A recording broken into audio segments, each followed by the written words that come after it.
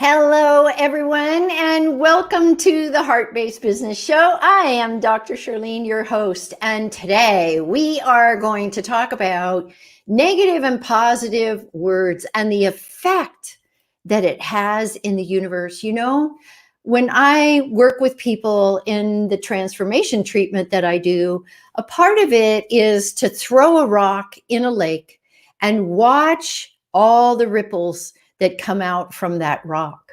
And if you think about it, your words do the exact same thing. I'm just giving you a vision of what it looks like. So when we are in the negative state, that's the ripple that we're sending out. And guess what? It all comes back to us once again. So if you say nice things, then you get good things. If you say negative things, you're going to get that. And that's what we're going to talk about today. That's why I am excited about it, because this is one of my very favorite topics. So hang tight for just a minute. I'll be right back with you.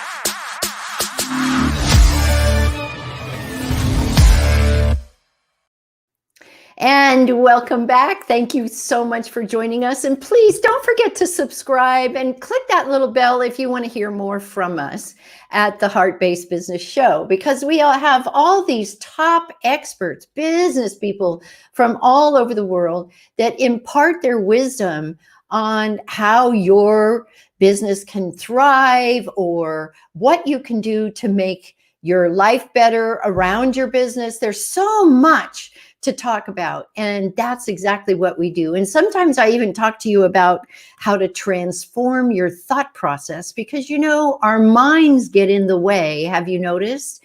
And sometimes our mind will go, yeah, you did the right thing, go, go, go. And 3 days later, it'll be going, you know, you really shouldn't have been so hard on that person. It's fickle, right? It's fickle. And that's why I enjoy learning about the mind and talking about the mind, because most people are managed by their minds. They're not managed by the little voice at the back of their mind. They ignore that and go, no, I don't want to do that. I'm not doing that. And they think with this up here. Well, when you think here, then you will often stay in the negative. But if you can bring it 18 inches down, you get to the positive. And that's what I want to do right now with our guest, is talk about the positive. Now, this dear friend of mine, she is a retired English teacher and a visionary book writing coach. You know, that is the best thing to have, because if you're a visionary and you're working with a visionary, they can paint the direction that you want to go in, and then you get to do the steps to get there. So a visionary writing coach is phenomenal. And I'll tell you that just as an author, you know, it really helps to know where you're going for some of us. Some of us don't care. We just want to take the steps to get there, but we don't really know where we're going. And that's why a visionary coach is so important. And she talks about emotional intelligence as opposed to intellect. And I love that about her too. Anyway, she is a major African animal advocate, and she's a multi-award recipient, including the International Association of Top Professionals Female Visionary, that's what I was just talking to you about, and Educator of the Decade. Can you believe that? And you just wouldn't believe how many other awards that she has here, but she's very active in supporting others and living a better life. I want to introduce to you Randi Ward. What a blessing it is to have you on the show. Randi, hi, welcome. Thank you, Dr. Charlene. It's so great to be here. And I think for being my friend, because I just adore you. Thank you. So, Randi, you know, you heard my little intro there about the importance of the words that we say and how it radiates out into the universe. What are your thoughts on that? Okay, if you would allow me, I would share just a couple of stanzas of a poem I wrote about the power of words. I think this will say a lot about how I feel about words. So bear with me, please. Words are magical. They carry tremendous power. They can be sweet as honey or extremely sour. They can shatter a heart in a second or create instant joy. They can inspire and enlighten or deceive and destroy. Words can be real and words can be fake. They can solve a major problem or cause a foolish mistake. They are our tools to help us express how we feel. In our troubled times, they can help us heal. Words enable us to communicate. They reveal feelings of love and of hate. They can motivate us to do our best or cause us to fail an important life test. Mm-hmm. And as we know, words impact every aspect of our life. Our family relationships, our relationship between a husband and wife, our friendships, business relationships, social life, even your personal health and well-being can be affected by the words you personally use. You know, we know that if you use negative words all the time, it affects your health. You don't feel so good about yourself, and you're more prone to become sick. I know this for a fact because I've seen people that are so negative all the time, and they're always getting the flu and the cold. And I'm saying, if you had a positive attitude about everything, maybe your health would be a little bit better too. Yes. You know, I apologize, everybody. We've got a little bit of feedback here, so please just bear with us. We tried to get rid of it earlier, but we just have to admit it, and I hope you'll hang with us and that it'll be okay. So, Randi, I love that. Is that published anywhere? Not yet. It's part of my 150 poems I've written that someday will be in different anthologies. Yes. Oh, I see. Okay. Awesome. All right. Well, you can tell she's an author, can't you? She has such a beautiful thought process, and you could really hear it in what she just read you. So what are your thoughts? What is it you teach people when it comes to, it's so hard to be positive all the time, right? I mean, that's kind of just a joke for the power of positive thinking. I read that a number of times. It's a great idea, but I don't know that it's possible to always be positive. What do you think? Well, you know, I taught teenagers, grades 7 through 12 for 37 plus years, and then went to Egypt during the revolution in 2011, 2012, and taught young adults, university students, and young graduates. And one thing I had to learn as a teacher is I always had to be positive, okay? If you use negative words with your students saying, oh, you did a terrible job on that, the next time they would still do a terrible job because they would lose confidence in themselves. So one thing I always had to put into my mind was, no matter how bad the paper was, find some things about that essay that were positive. Start out with all the positive things. I loved your ideas. I love this. And then you can end it with a negative by saying, but we need to work some more on your vocabulary. But don't just say, work on it. Give them ways to work on it. In other words, give suggestions, you know? And that's what I always did as a teacher. I always tried to encourage my students. I motivated them. I never tried to discourage them in any way to make them feel that they couldn't achieve. And I do that with everybody. I'm not bragging, but I have 5,000 Facebook friends in 54 countries. There's a reason for that. Mm-hmm. And most of them are like in their 20s. And believe me, in my head, I'm still 26, but my age is not 26. So they come to me because I'm inspirational to them, because a lot of them are from third world countries, and their lives are so negative to begin with, okay? So when they come to me, they say, I need some inspiration today. I've graduated from the university, but there are no jobs in my country. What am I going to do? And I said, hey, have you thought about improving your English and getting an international job? And many of them, or have you thought about studying and getting your master's in another country? You're smart, you can do this. So this is part of giving language that's going to motivate them, that's going to encourage them, that's going to give them a reason to move forward, but in a positive way, okay? I don't say, well, you just have to deal with your country, that's the way it is. I would never say that to them. I would say, I understand that you have some problems, but that shouldn't stop you from fulfilling your dreams. In fact, my life philosophy, and I've lived this all my life. In fact, I was valedictorian in my high school, and I found my own valedictorian speech, and it was about believe. My favorite words are believe and dream. So my life philosophy, and also my copyrighted quote is, believe, don't dream big, dream bigger. The sky is the limit, so reach for the stars. And I actually have people that put that back to me and say, I'm trying to dream bigger, Randy. And I said, hey, that's all you can do. You have to dream up big, but you have to dream bigger. Think outside the box. Anything you want is possible if you believe you can do it. So this is what I taught to my students all those 37 years. And believe me, most of them are still my Facebook friends, even the American ones. And my friends in international countries, when they have a bad day, they come to Mama Ward, as they call me, and they say, okay, I need to be uplifted today. Tell me what I should do next. And I don't know, I don't always have all the answers, of course, but at least I try to give them something positive to think about. I give them a poem to read, or I give them a link of something that will help them with some problem they're having. This is what I can do as a teacher. And now that I'm not teaching in the classroom, I'm doing this through my writing, through my blogs, through my YouTube videos, through my books, through my poetry, which I share with them. But again, they're always positive. Everything I write, and this is going to sound a little crazy, but must have a happy ending, because we need more happy endings. My characters go through a lot of traumas and all that, but they find ways to deal with them and come out with a happy ending.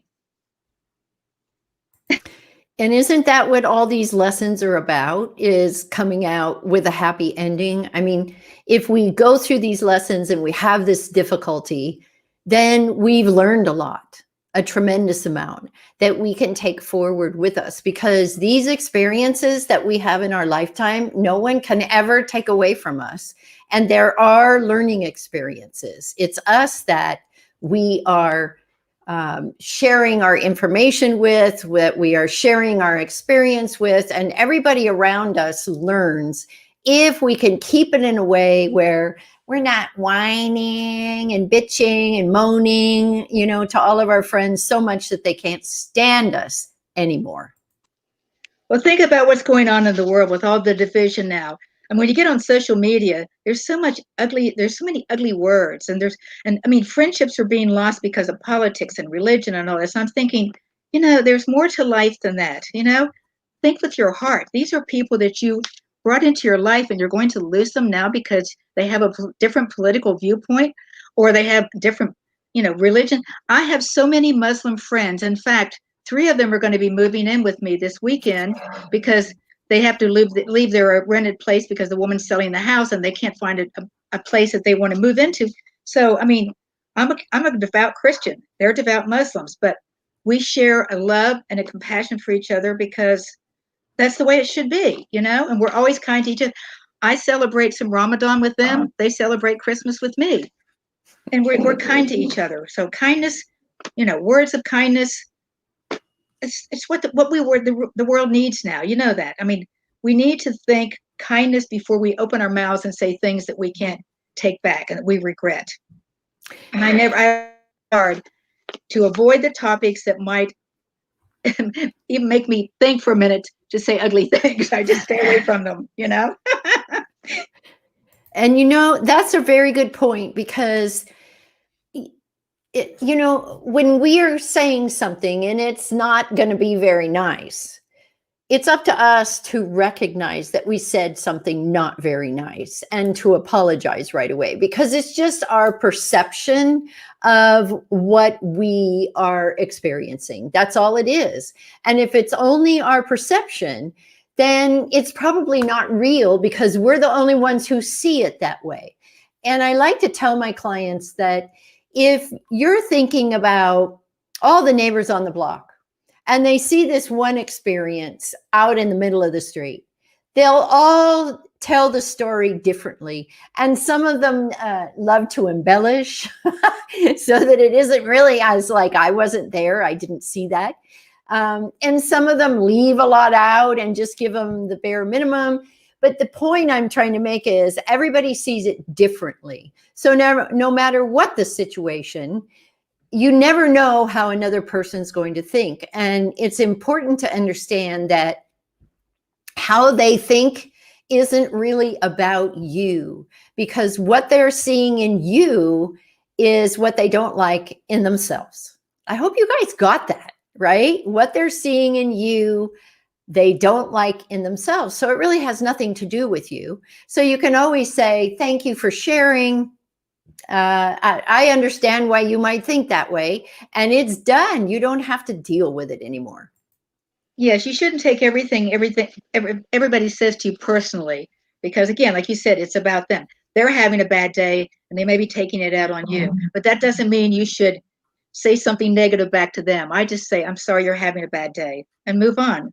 And usually they'll say, I'm sorry, I didn't mean to say that to you. I am having a bad day. They'll usually admit to that. But you're right. Getting into an argument with somebody is only going to, make the situation worse. So I just try to avoid arguments when I can, and try to understand that this person has some issues that he or she needs to deal with, and I don't want to be part of that problem.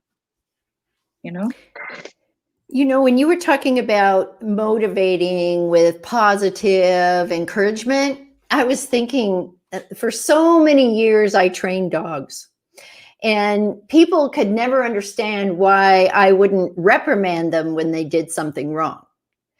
But I would encourage them to do it the right way. And so ultimately, they always did it the right way, but they didn't have to go through the ugliness that they receive if they don't do it the right way. And it really came about here in San Felipe when I was working with the dogs, because there's all these street dogs and they have a very, very soft temperament, extremely soft temperament.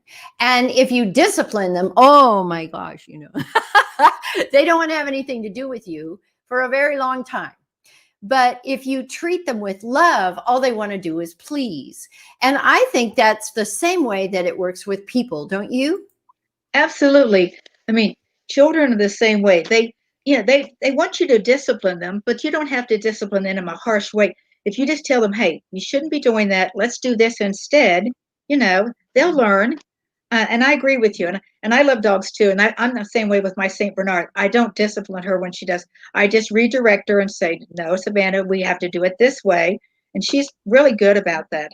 Thank God, because she's 143 pounds. So I know. They're good size, those guys. Yes. Mine's only a 40 pounder. Yeah, children are the same way. Children, they want discipline. They want you to tell them what's right or wrong, but you don't have to do it in a harsh way, screaming and yelling at them. Because that, again, from personal experience, I had a father who was very cruel to me and said things to me that I still have mental scars and stars deep in my heart.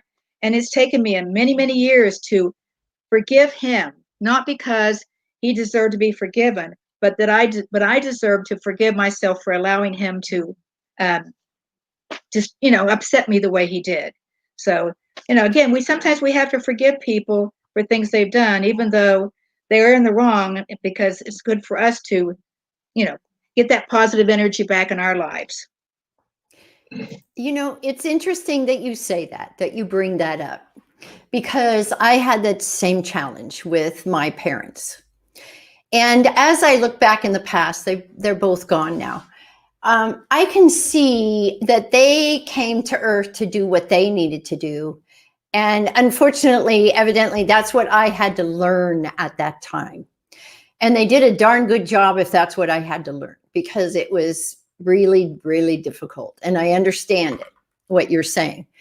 The challenge that we have is turning that around, like I just did, and having it really embed in our minds that this is what we had to go through. So really, we were blessed with this experience, or we wouldn't be who we are today. Believe me, I wouldn't be who I am today. That's for sure.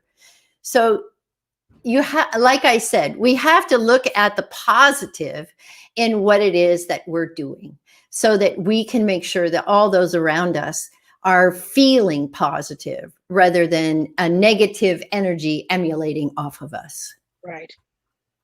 Well, there's negative things that you and I experienced as a childhood that also makes us more empathetic to those people that are going through the same thing. And I think, one of the things, I felt so unloved by my father. I'll just tell you a little bit about it. He told me every day I was ugly and no man would ever love me. That's what I went through. Okay.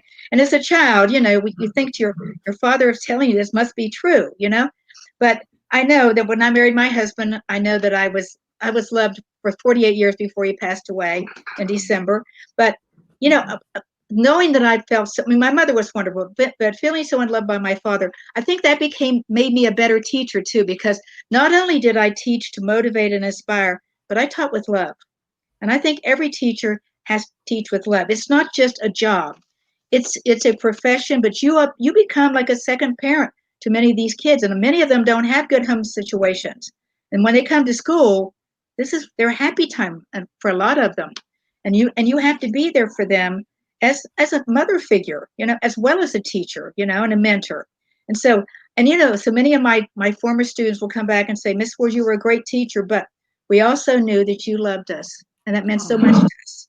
So if I succeeded, you know what I'm saying, the heart thing, that's my dog, you can hear my St. Bernard, my child, my fur baby, then I know that I more than just taught content and life skills. I taught them how to love others too. And I mean, my class, we just a big family, everybody loved each other. There was no dissent. We weren't allowed to be negative to each other. And I think that's an important life skill that everybody needs to learn today. There's people don't respect others as much as they should, and so I think we need to teach more respect. Well, you taught them how to be a human being, Randy. That's what you did. You taught them how to be a human being. And that's a lot of what we're missing nowadays. It's all about the grades, or it's all about what did you read? What did you not read? It's not about, oh my gosh, you just really stood up and made a difference in your life, or you shifted this in your classwork and look at what you've done. It's always, well, I shouldn't say always. Some parents aren't this way, but normally, or as a rule, it's where they get time out and they get in trouble all the time, and they get everything taken away, and it's just one thing after the next. So no wonder by the time they're teens, they're already feeling resentful and angry. Yes. And I would get many students like that. I taught gifted kids too, and some of the gifted kids have more problems than some of just the average IQ kids, because they were expected by their parents to do so much, and the pressure on them was so strict and so stern that they were expected to be amazing things, but they just wanted to be kids. You know what I'm saying? So even though we did amazing things in the class to motivate them and to use their skills, we also had fun. I wanted them to enjoy life. It's not all about learning to be this genius and learning all this content. You need to learn how to be a human being that enjoys life. So, and I think that's important.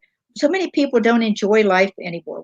It's all about work. They don't have time to just live.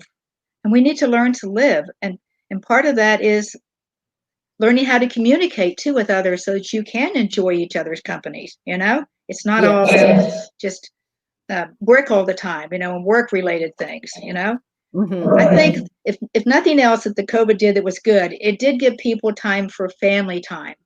I'm hearing that a lot from my friends. I'm much closer to my parents now, or the kids and I are closer now, because we didn't really spend a lot of time because they had their school activities and their athletics, and now we can't do all of that, so we're all home together.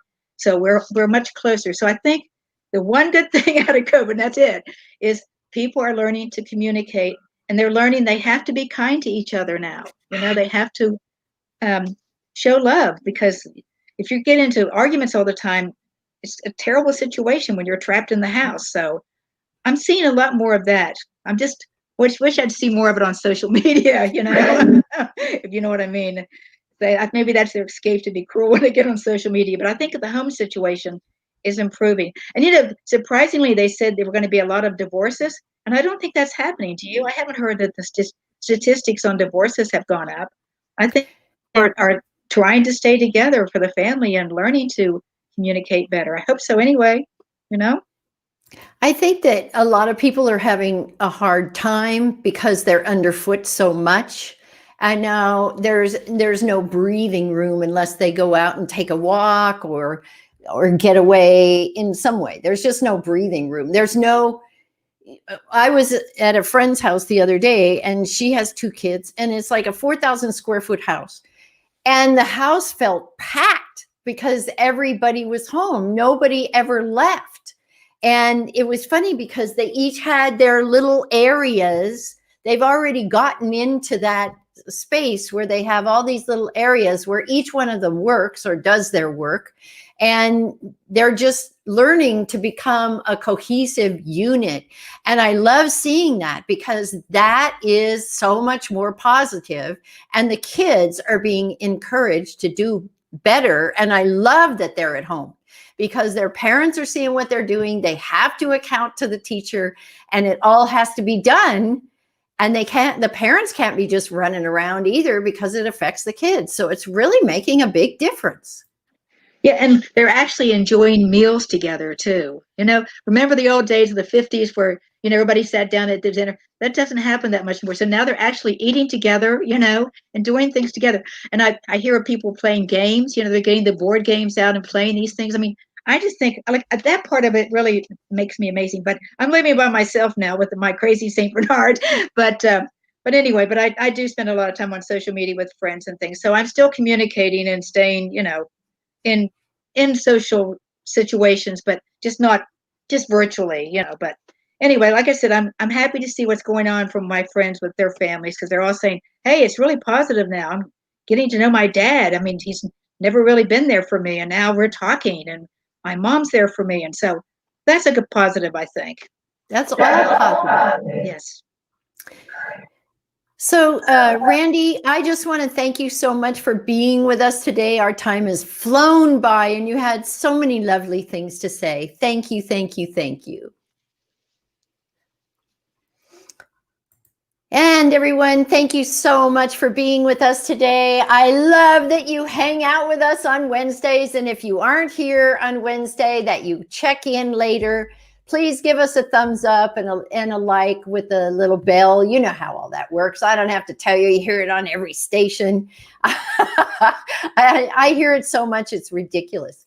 But let's think of the positive of that, okay? So because of that, because I click the bell, I don't miss anything. So all I want you to do is shift your thinking to the positive. Even if it's only for 1 hour a day to start with, get in the practice of the positive. I've spoken recently to so many angry people, so many upset people.